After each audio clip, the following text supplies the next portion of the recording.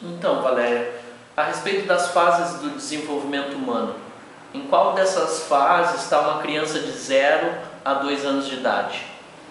É a primeira fase do desenvolvimento, né, após o nascimento, e a gente chama essa fase de fase oral do desenvolvimento. Uhum.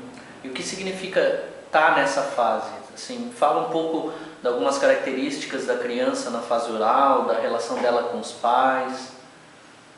Então, sendo a primeira fase do desenvolvimento, a gente já pode pensar na importância que tem a criança passar bem por ela, né, ter um bom desenvolvimento dessa fase, né.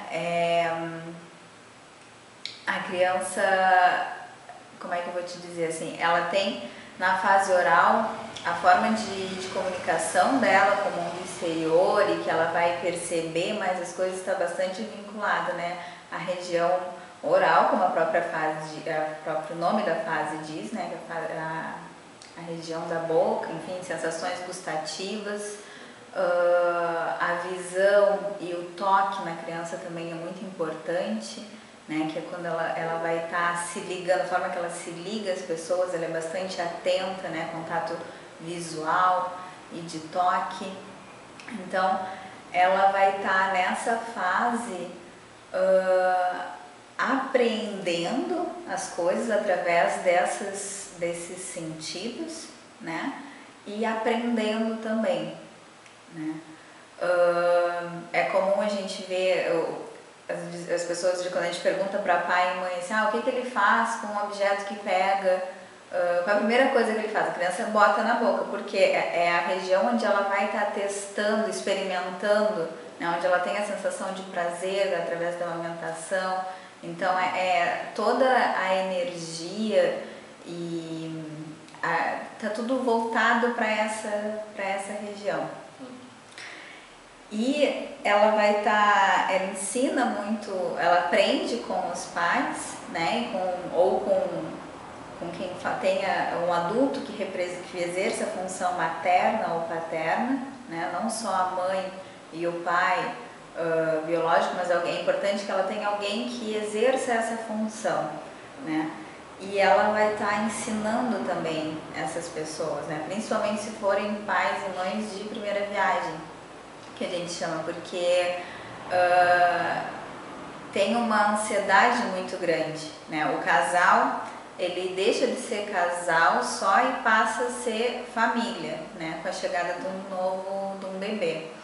A mulher deixa de ser a filha, né, da sua mãe e esposa só e torna-se mãe. E o pai e o homem torna-se pai. Então tem uma mudança de papel importante que gera uma série de ansiedades e angústias. É comum a gente escutar no consultório, né, frases assim como eu não sei se eu vou conseguir entender o que o bebê vai, o que o choro dele significa, se ele vai estar com fome, se ele vai estar com sede ou se vai estar com alguma dor. Angústias nesse sentido são bastante comum, né? E outra coisa também que a gente escuta é a questão do modelo, né? O modelo a seguir.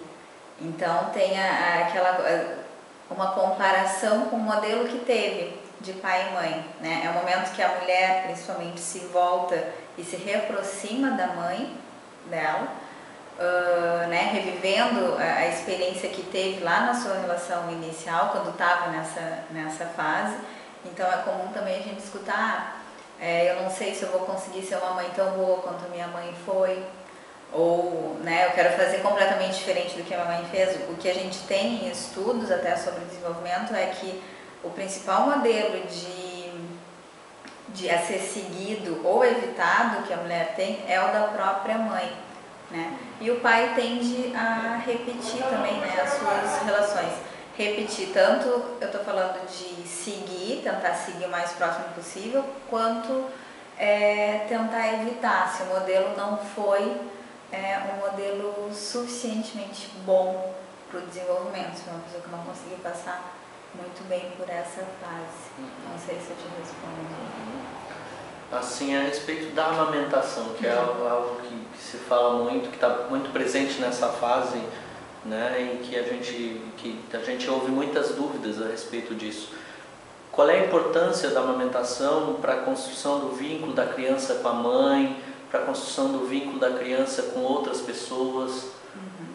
Bom, eu te disse que nessa fase, né, a criança está em contato e interage bastante através desses sentidos, né, das sensações gustativas, da visão, do toque. E a amamentação é um momento que ela tem esse contato direto com a mãe, né? Ela está envolvida com a mãe em todos esses aspectos.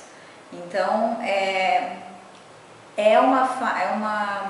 elemento, a palavra não é elemento, mas a amamentação é estruturante psiquicamente. Eu não estou falando de amamentação assim, só amamentação no peito. A criança que não mama no peito não vai se estruturar. Não.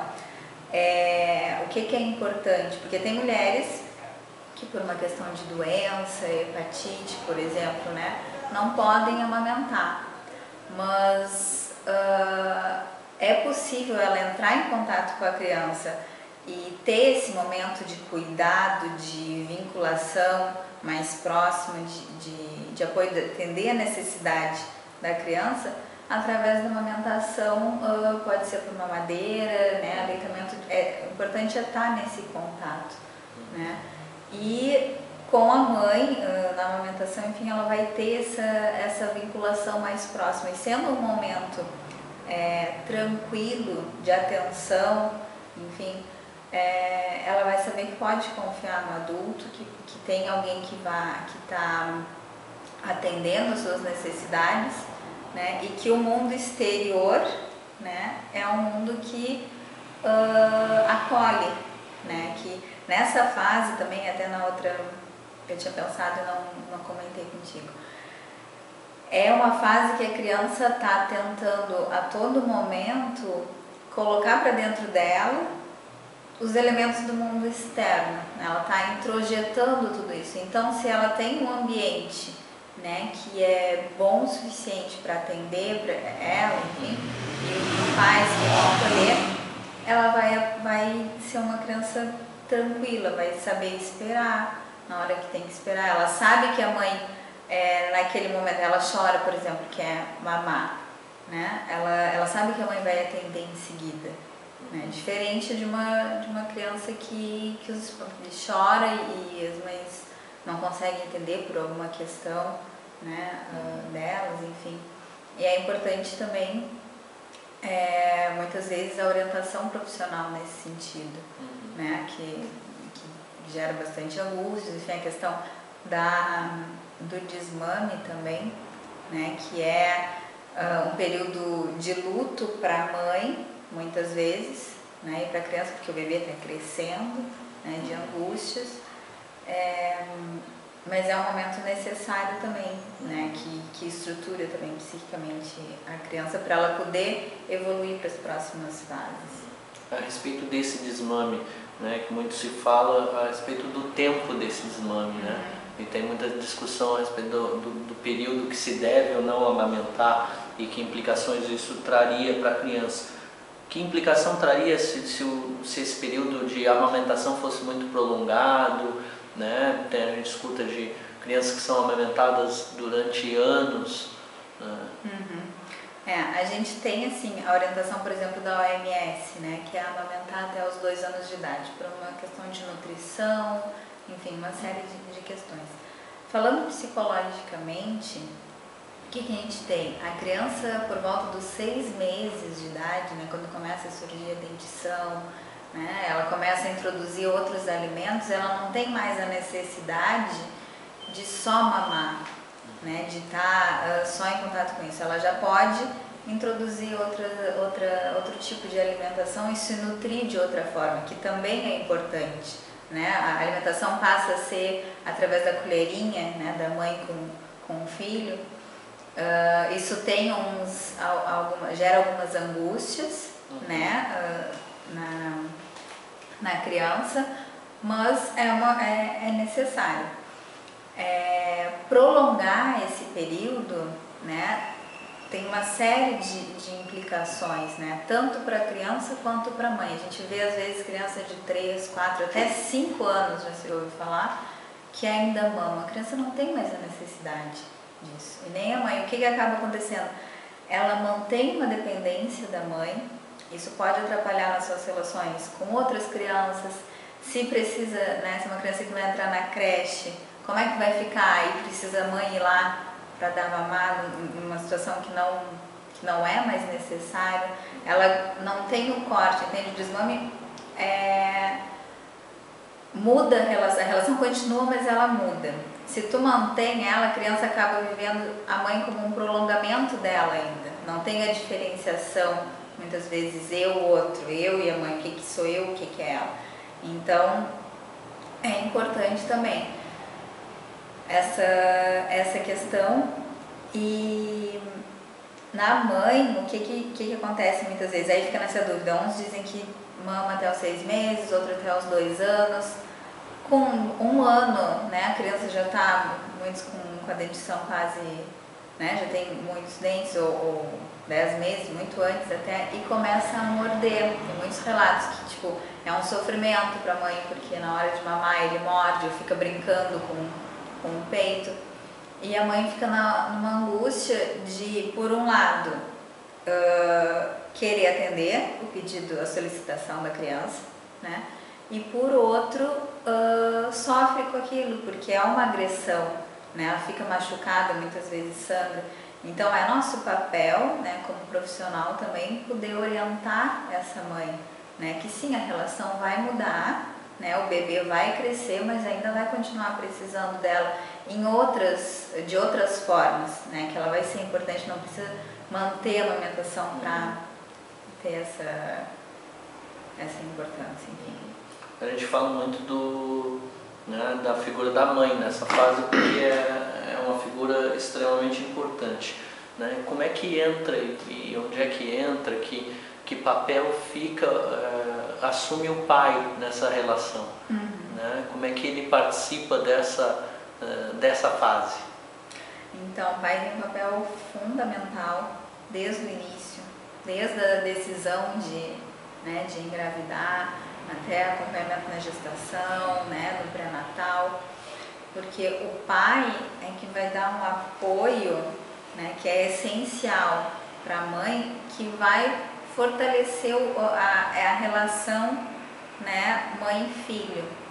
Muitas vezes os pais se colocam em segundo plano, tipo, né, quando nasce o bebê, a atenção é toda para o bebê ou para a mãe e o pai fica de fora.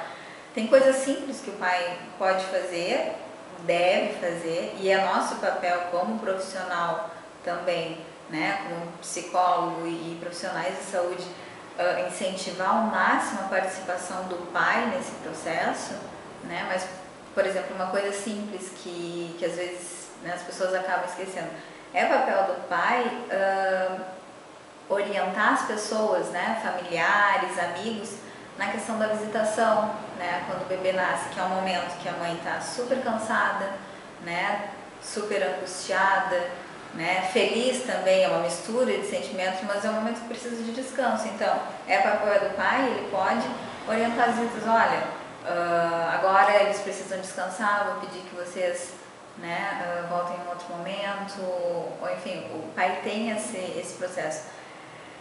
Claro que o primeiro que a gente chama dentro da abordagem psicanalítica, né? O primeiro objeto de amor da criança é a mãe que nutre, é a mãe que alimenta, né? Mas é importante que o pai entre também, porque ela tem como primeiro objeto de amor a mãe, tem a representação e a identificação com a mãe, mas é importante que o pai entre nessa relação dessas formas, dando limite, apoiando, estando por perto, dividindo tarefas, para que a criança se identifique com o pai também e tenha a representação tanto materna quanto paterna, né? Ele é o terceiro elemento que a gente chama tríade, né? Pai, mãe e bebê, que depois, mais adiante, né, a criança vai vivenciar e ter a resolução do complexo de Édipo, que é estruturante psiquicamente. Se o pai não entra nessa relação, não, né, fica de forma, tem consequências, né, para a estruturação psíquica da criança. Então acho que é mais ou menos nesse sentido. Claro que a gente falou aqui bastante da questão do bebê, né? Outras coisas vão acontecer ao longo desses 2 anos, né? Daqui a pouco a criança começa a engatinhar, caminhar, né? Entra na escola, às vezes com 1 ano e pouco, 2. Tem a questão do controle dos esfíncteres, né? Tanto do xixi, depois xixi por volta de 1 ano e meio, né? Que a criança já está madura para controlar. Depois o controle do cocô, né? Tirar a fralda totalmente por volta dos 3 anos. Todas essas fases que nesses 2 anos iniciais a evolução é muito grande, né? Acontece uma série, a criança tem uma série de aquisições, a fala, né? Tudo isso gera uma série de angústias, né, nos pais. Então é importante que a gente, os profissionais estejam preparados, não só nos seus consultórios, mas se conhecem alguém que tem uma criança para, né, conversar sobre isso, orientar, né, nesse sentido, coisas que são, que às vezes geram angústia, mas são normais do desenvolvimento, né, é esperado que aconteça. Essa coisa assim do controle dos esfíncteres, se espera que seja por volta de 1 ano e meio, do xixi, 3 anos, mas cada criança, né, tem o seu tempo. Também é importante que os pais tenham a capacidade de suportar e esperar o tempo da criança, né? Muitas vezes tem ansiedade assim, mas o filho do vizinho já faz xixi no vaso ou no piniquinho e o meu filho não. Mas o filho do vizinho é filho do vizinho, o teu é o teu. Então, que a criança vai, né, naturalmente amadurecer e estar pronta para atravessar essas etapas, se ela tiver esse acompanhamento, né, de perto, com apoio, com carinho e, enfim, se conseguir os pais acolherem essas necessidades. Bom, para finalizar, é importante deixar claro, né, que a gente conversou aqui mais a partir de uma abordagem psicodinâmica do desenvolvimento, considerando as relações pais-bebê, pais-criança, né, mas que existem outros fatores que vão contribuir para esse desenvolvimento e que são importantes de serem considerados também, né, que tem fatores biológicos, genéticos, culturais, né, que são importantes e que em conjunto vão definir como vai se dar esse desenvolvimento, né? É importante que isso fique claro, né, nessa nossa conversa.